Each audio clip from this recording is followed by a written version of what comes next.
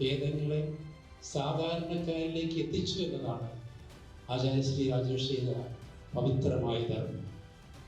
ഞാൻ അദ്ദേഹത്തിൻ്റെ മുമ്പിൽ ശിരസ് വഹിക്കുകയും ആചാര്യൻ പറഞ്ഞ ഒരു കാരണം കൊണ്ട് മാത്രമാണ് ഞാൻ ഇന്നിവിടെ എത്തിയത്. കാരണം എനിക്കതൊക്കെ നിരസിക്കാൻ കഴിയില്ല. കാരണം വെച്ചാൽ അത്രയും ഒരു ഹൃദയബന്ധം അദ്ദേഹമായി എനിക്കുണ്ട്. ഈ പുരസ്കാരം എനിക്ക് നൽകാൻ ഇടവരുത്തിയ ദൈവത്തെ ഒന്നുകൂടെ നമസ്കരിച്ചുകൊണ്ട് ഞാൻ എൻ്റെ വാക്കുകളോട് സഹകരിക്കുന്നു. നന്ദി, നമസ്കാരം.